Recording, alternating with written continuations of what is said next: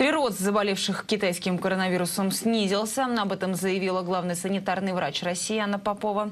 По ее словам, сейчас началось использование новых тест-систем. В нашей стране было выявлено более 100 человек с подозрением на коронавирус, но ни в одном случае диагноз не подтвердился. Подробности узнаем у Андрея Сапегина. Андрей, приветствую. Итак, как в Роспотребнадзоре оценивают масштаб угрозы?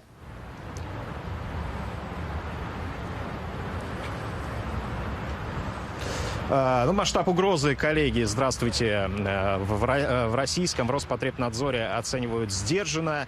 Несмотря на цифры, 2840 случаев заражения коронавирусом уже зарегистрировано в мире. 80 человек погибших, это самые последние данные. О них буквально несколько минут назад сообщила Анна Попова. В 12 странах зарегистрирован НСОВ, но при этом темп прирост этого заболевания и заражение этим вирусом сокращается. Что касается России, картина меняется очень быстро.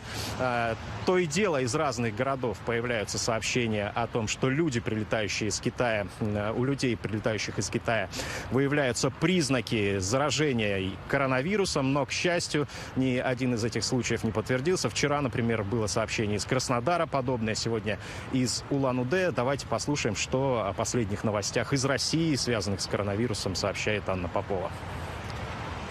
На сегодняшний день мы выявили более 100 человек, которые имеют какие-либо клинические признаки инфекционного заболевания и вместе с тем в анамнезе имеют посещение Китайской Народной Республики. Каждый из них был своевременно выявлен, изолирован, помещен в стационар, в боксированную палату, полностью обследован. В каждом случае была установлена этиология инфекционного заболевания.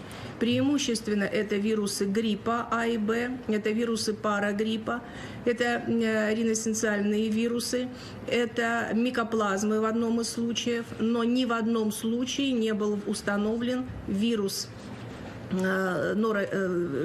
специфический, о котором мы сегодня с вами говорим, коронавирус Китая 2019 года.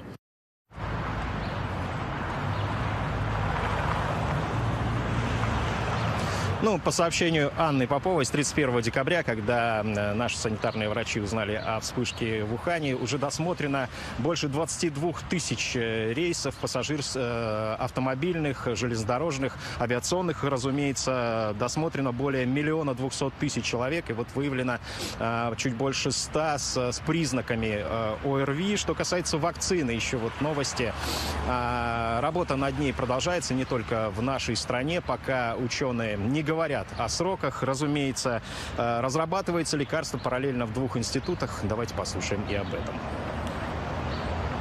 Китай сегодня находится в сложной ситуации, когда для нового возбудителя они должны отработать схему лечения, и мы очень внимательно следим за тем, что там происходит.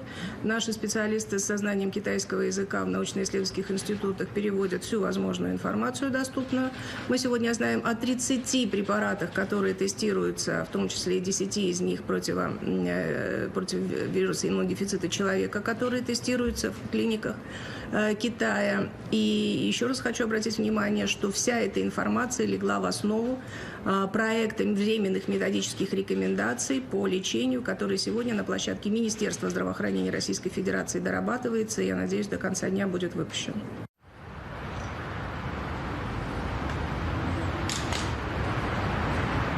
Вот такие, коллеги, последние новости, связанные с коронавирусом. Вам слово. Андрей, спасибо. О том, как оценивают в Роспотребнадзоре масштаб угрозы китайского коронавируса, рассказал Андрей Сапегин.